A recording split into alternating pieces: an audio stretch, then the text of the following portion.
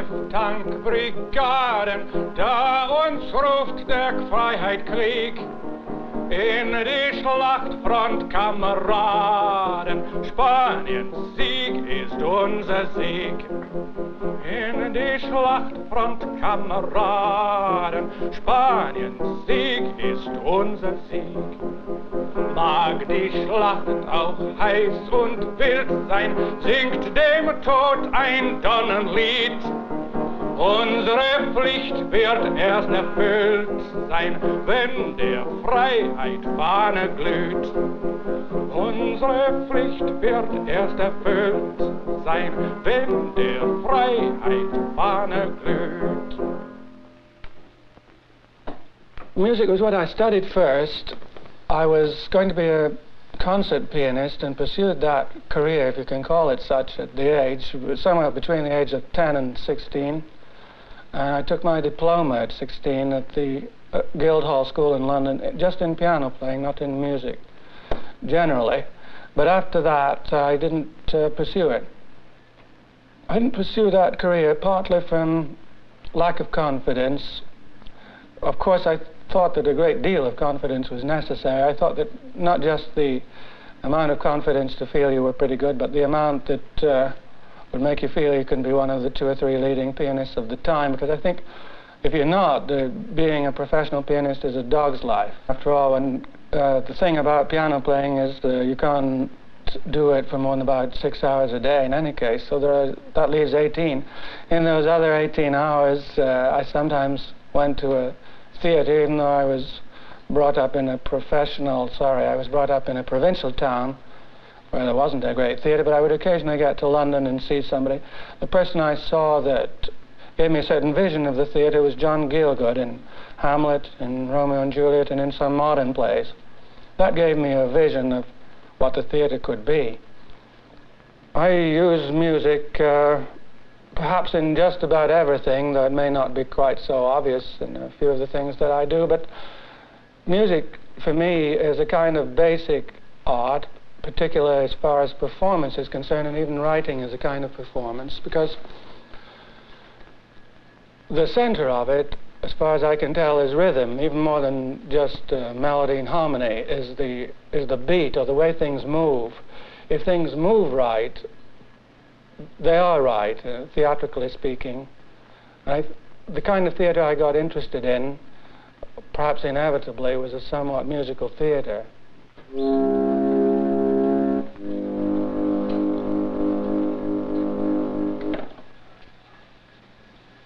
There's a poplar tree on Karlsplatz in the ruined city of Berlin, and when people walk across the Karlsplatz, they all see its friendly green.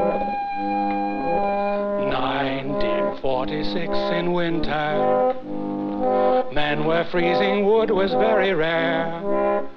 Many trees were cut down on the Karlsplatz, and that was their final year. But that poplar tree on Karlsplatz, when spring comes around, is green and gay. It's thanks to you, inhabitants of Karlsplatz, that we see it still today.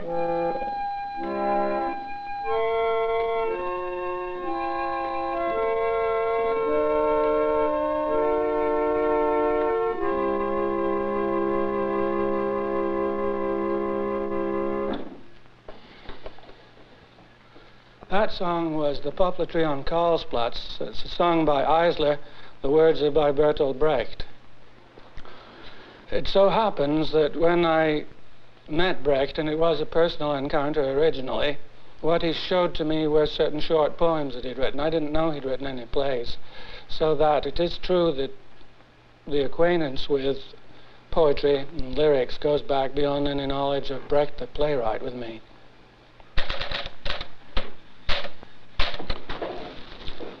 I've been translating Brecht for about 20 years, and so whether I have solved the problems or not, I've undoubtedly discovered what they are.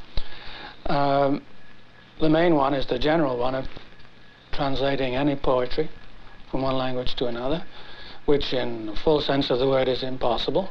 I always wish I was reviewing other people's translations instead of having them review mine, in the sense that I know that all translations are bad. In one sense, I mean, they can never give you the exact equivalent in both the dictionary meaning and the other thing that you want, whatever it may be, the dynamics to move forward, the lyrical beauty, the exact shade of witticism and kind of wit. This you can never have. There are just equivalences. There's been some comment on the fact that the texts of my translations are not always identical. It sometimes makes problems for people who are using them in a group or in a play or something. The reason is that I take the opportunity, which the Grove Press goes along with, to change the text, do what I think is improving it from time to time.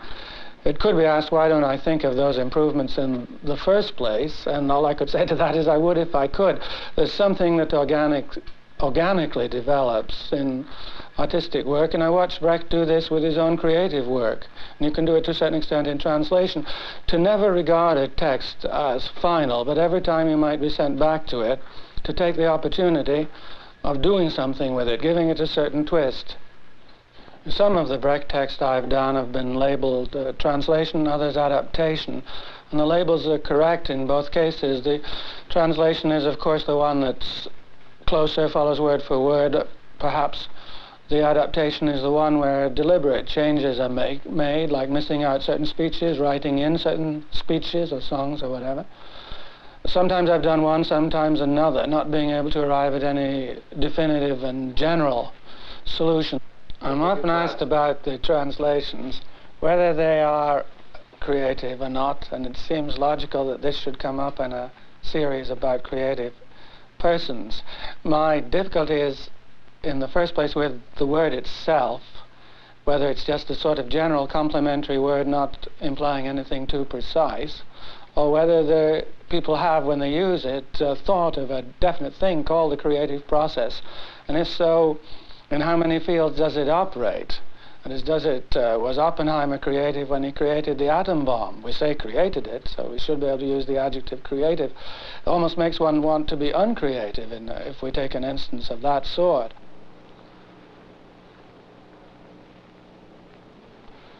Working in the theater is, I suppose, always working as middleman, because I don't know of any people in it who are not middle. That is, I don't know where the edges are. At any rate, the theory is it's supposed to be a great collaboration of, let's say, 12, 16, 20 people putting on one show. You always feel you're in the middle of this clump. As I say, I don't know how you get on the edge of it and become the non-middle. The translator, well, it's like this. Of course, you are, in the beginning, the middleman, since you didn't write the play. So you're in the middle between the author and a producer. I take one play that we did, Brecht's Mother Courage, years ago. This was a play, put it this way, the author spent about a year writing it in 1939 or 40. I found out about it about 10 years later. I spent at least another year trying to get it into some kind of English. In other words, a year and a year with 10 years in between, we have an adaptation. The next step is to interest somebody in this English text. I go to my agent, Toby Cole, I have it sent around. Different producers have it on their desk. I put it that way, I don't know if they read it. And finally, somebody either read it or heard from Europe that it was good. They try to raise the money, further collaboration. The author not being here, the adapter goes with the new producer to see the men with the money, to interest them, to smile with them, to drink tea with them, to make them feel it's worth the dough in some form or other. Years pass, and finally, after we've worked through 3, 4, 5, 6 producers or so, one producer actually has all the money. I've missed out all kinds of legal wrangles as to who has the rights to sell it to them when they finally buy it. Court case, there was a court case in that particular instance. Finally, there was a production on Broadway with a producer who had come into the picture a couple of years before that. I am in the middle of all these operations, the writing, the legal disputes, the agents, the producers, the backers, the many different producers, I should say. And finally, there's the show in which, of course, someone else is directing, someone else is doing this, someone else is doing that. This is being a middleman, isn't it? The creative person doesn't lead the creative life, because after all those years and years and years of preparation, then comes some little production, probably an inadequate one, certainly a great anticlimax after all the years, in the instance I gave from 1950 through to 1964 or something like that. Institutions exist in the world to solve just the kind of problem we describe of middlemen and how not to have them lost in the rush. Institutions of that kind have existed in Russia and France, beginning to exist in England now. It means a long period of time, continuity from one generation to another. There has to be some way of guaranteeing that and making it a human continuity. That, for instance, with the Commedia dell'arte, the fathers gave it over to their children. It was a family continuity. We have not got anything like that, because what we believe in is bricks and mortar, or rather concrete and, marble, glass. That doesn't even give continuity in these days of bombing. You have to have it as continuity of companies, of people, as organizations seen mainly in human terms and not in terms of buildings. Some people think that Broadway is an institution just because it's been there a long time, but I think you could call that a continuing abuse. Other people think that the off-Broadway theater offers a satisfactory alternative, that these problems that are unsolved on Broadway get solved down in Greenwich Village or on 2nd Avenue. That's a big question in my mind. I certainly thought once that the answer was in the affirmative. I had many off-Broadway productions of this and that, and some of them were quite nice and some were rather successful and so on. Nevertheless, the chief memory I retain is of the same pains and agonies, the same disproportion between the artistic work and the production itself. That is, too much wrangling, too much preparation of the non-rehearsal, non-artistic kind, legal wrangles, so on. And then also the one merit that Broadway has of being businesslike and running according to rules, this one merit off-Broadway doesn't have. It is unbusinesslike, not protected, that is, by organizations like the Dramatists Guild. So the producers off-Broadway are chiefly crooks, not big crooks, but little crooks. They're strictly dishonest, they don't pay up. I've many times not been paid what was owing. It costs a lot to get a lawyer to force them to pay, probably more than they're paying, so it doesn't work. I'd say off-Broadway is a mess. Well, there is another possibility, the so-called regional theater. Doesn't even necessarily have to be regional in the sense of being not in New York, if New York doesn't count as a region. Could be the Vivian Bowman Theater where we are. But what I mean is a stable company, in Italian, compagnia stabile, that it stays there. The people stay together, they're in the same town, they have a certain relation to a public. They gradually build the young people into skillful middle-aged actors and whatnot. This kind of continuity is now being attempted in America substantially for the first time. It has been attempted in San Francisco, Minneapolis, various places in Texas, Washington, D.C., and so on. I think that's by far the most interesting thing that's happening. It's too early to say that it's a success. It's too early to say that it's a failure. Up to now, from the writer's point of view, which I have to take, it's still more of a problem or an adventure than it is an answer or a solution. There is a contract coming up, isn't there? Yes, the road seems to be clear for that one. Are we agreed on all the things, and the lawyers are agreed on all the things? This, happily, seemed to be a very simple transaction, and I'm very grateful when that happens. Well, that's neat, because there was a little trouble further back, I think, on that one. Yes, there was. What's our other... Oh, Sternheim. Sternheim, yes, Underpants. Well, we were all set to put that play into rehearsal about mid-November, and suddenly the man who controls the option has decided he would like to change the producer. And so we're practically back to scratch again, Eric. Oh, I'm sorry to say. So we'd get a little more option money. We might. With that money, it's a minor comfort, I think. All the plays that are not done, if at least people holding on to them. Yes, that's one advantage. How about Henry IV? That seems to go on forever. I'm impatient about that one. So am I. Pirandello's great masterpiece. Well, as you know, we had hoped to have Henry IV on the boards this season. But we had two producers doing that, so why haven't one of them done it? Well, the two producers wanted it, didn't they? Two producers wanted it, wanted the play. One producer wanted it for off-Broadway, the other wanted it for an entirely different setting, and as you know, we contracted it to the latter, but problems of personnel, I think, prevented him. The best red light district in the world is Hamburg, but New York's pretty good second, and here we are in the heart of it, Schubert Alley.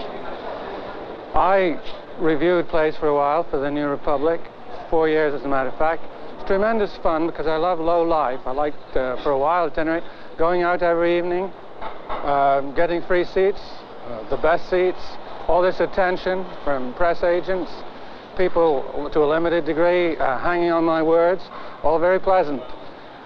The only thing is that after the time has gone by, it becomes a little boring through sheer repetition because all the plays are the same, all the musicals are the same. When you reviewed one, you reviewed them all, and so after a while, you just stop, which I did. Victor Hugo, when he was fed up with the conditions of the theater of his time, put a lot of his plays in a book and called it Théâtre en Liberté, Theater Liberated. And I had some idea along those lines in liberating myself from the immediate possibilities of production by bringing out the plays that I had been interested in, bringing them out anyway, but in printed form instead of on the stage. Oddly enough, at that time, which is, I suppose, let's see, about 20 years ago, most of the plays that I was looking at as modern classics, not necessarily recent avant-garde things, but even 100-years-old plays, were never being performed and were not even being published. I'll look at some of these titles here, for instance. The first one I chose, Wojciech by Büchner, only known as the libretto of an opera, not as one of the chief modern plays that it is. So I went down a list like that with some dozen plays, it might possibly have gone into hundreds, and tried to put them between covers. Of course, only a fraction of those I thought of ended up that way, but that was it. The impact that the books had was absolutely none at all at the beginning, but improved a little bit with time. They were brought out originally in a kind of deluxe edition, quite expensive, with no advertising. Nobody even found out they were there. I think they then attracted the attention of one or two publishers who could bring out more popular editions, and as paperbacks, they had a possibility that hadn't been there before. Did the plays get performed would be a question to ask, and the answer is yes and no. Many of them never did, actually. Some of them had performances that might have been, well, it might have been better if they hadn't. On the other hand, quite a few found respectable performances. Some found even lasting performances. An instance of that is when we brought out the Threepenny Opera, the publisher said, "What are we publishing an opera for?" I never heard of it, never knew it was a piece of writing. It was a few years later that became the longest off-Broadway hit in history. I wrote The Playwrighter's Thinker over 20 years ago, and the leading idea of it, or at least the leading idea that was discussed from it, is the one suggested in the title, namely that I treated the dramatist as an intellectual. That seems harmless enough, but it didn't prove so for a good many people. And indeed, my chief grumble was that was all that was found in the book, and some people thought what the book said was that the playwright is chiefly cerebral, or that the ideas are the whole play. This the book hadn't said, but nevertheless, I suppose it did emphasize that side of things. So that what I went on to do was to plan another book on the emotional life of the drama. I couldn't call it The Playwrighter's Feeler, since the word feeler only seems to apply in botany in English, so I had to think of some other title. I thought of various titles, as a matter of fact. It ended up with this title, The Life of the Drama, meaning how it lives, a kind of biological metaphor I intended there, partly copied from Santayana's Life of series, and in that I tried to give an account of what the emotional impact of the drama is, somewhat on the basis of first-hand experience, and that was an easier book to write when I'd had more of that kind of experience, namely emotional. It takes one to make a quarrel. That the whole human race may soon be annihilated is generally agreed on and frequently mentioned. But it has also been stated in the press that even after the H-bombs fall, it is not expected that radio and television broadcasts will be discontinued. Now, if some survival is better than none, which is logic, then it is better that radio and television should survive than that nothing should survive. This, in fact, may be the only way to deliver both industries from their notorious overdependence on the audience. And as the sponsor too will have departed, the degree of freedom, even of real independence, permissible to both industries will admittedly be an unusual one. Things, for example, could be fixed before the H-bombs fell, that after they fell, the same tape recording of President Johnson's last speech would be played again and again and again and again, until some new species was ready to take over the globe, or until the Martians heard it on Mars and flew over on a Sunday morning to see what all the noise was about. Mr. Johnson would be saying that our side couldn't help it. It was the fault of the other side. We all hated war, none more than he.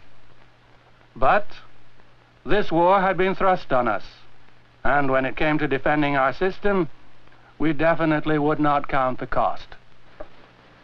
Some people think art exists for its own sake. The question is, has art got an own sake to be for, or is not the meaning of beauty the creation of a more beautiful community? A person might consider going to all limits to help our poor old world out of the mess it's in. He might even consider the ultimate, giving his own life. But then he'd stumble over the graves of some of the many who've given their lives in vain and for nothing. Sobered, he decides on a less reckless generosity. He decides he mustn't attempt so much that he achieves nothing, but so little that he achieves, well, a little. The intention is to give the world a small push by being a presence, a ferment. I like to think that there's a close relation between the different kinds of artistic and scholarly and educational work that I've been attempting, and even the journalistic, maybe especially the journalistic. I've always been attracted by Bernard Shaw's notion that literature is journalism, even though we all know that journalism is seldom literature. I'm going to read some of my own journalism, specifically Chorus to Antigone, a poem about the conquest of the world.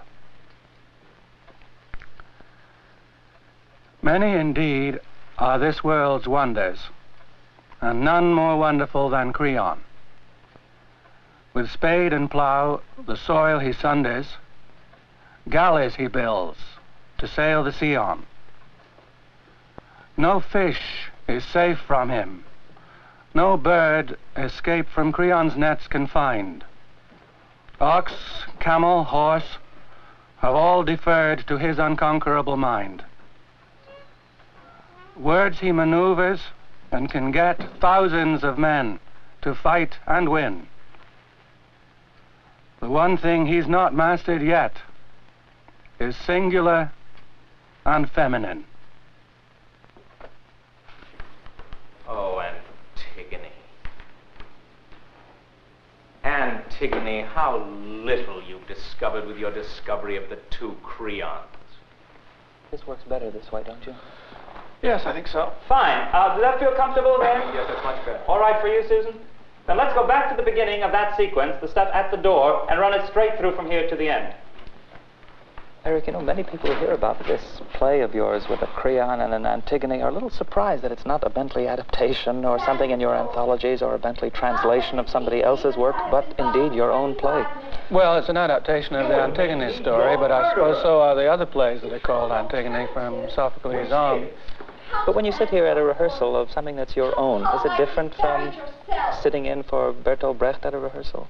Oh, yes, it's quite different because I don't just feel I should be correcting my translation or getting what somebody else should say, but finding out what I want to say and thus making more basic adjustments. Just wanted to make certain statements or to use the medium to say certain things of my own, let's say. Could call it propaganda, but I had in mind just the use of the medium to communicate something and maybe in a small way to influence things, the way things are. Some people sometimes ask how I tie these various interests together. There are 5 or 6 different types of life that might have been led, and I don't always answer that question with any great confidence. I wonder if I have tied them together properly, or whether it's simply a failure to find the real interest. Which of the 5 or 6 things is the real interest, and why not? I was once asked at my age, which I think was possibly imagined to be a very advanced one, like 150 or so, how I would find the real interest among these.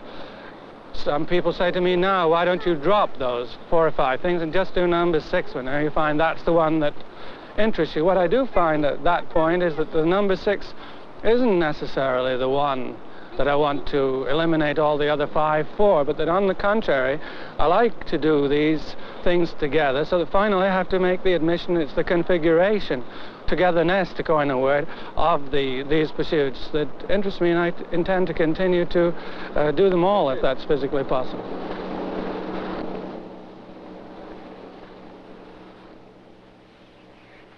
Are you saving up your courage? Do you wait for better times? Like the fool who day by day sits beside the river waiting for the waters to stop flowing, which flow on forever.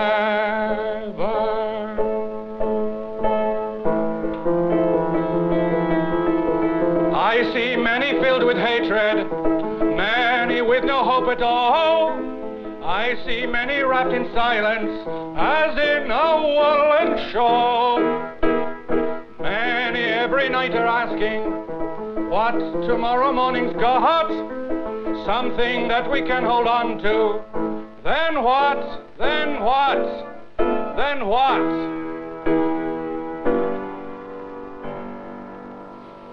Are you saving up your courage? Do you wait for better times, like the fool who day by day sits beside the river waiting for the waters to stop flowing, which flow on forever?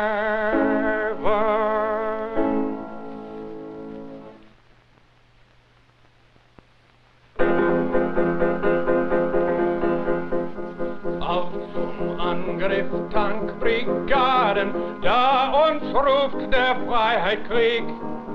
In die Schlachtfront, Kameraden, Spaniens Sieg ist unser Sieg.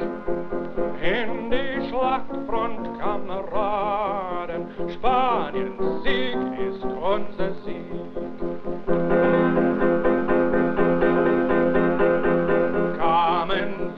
Aus vielen Ländern eint uns doch der Zeitgebot. Unsere Kraft nur wird sie ändern. Freiheit heißt Faschistentod. Unsere Kraft nur wird sie ändern. Freiheit heißt Faschistentod.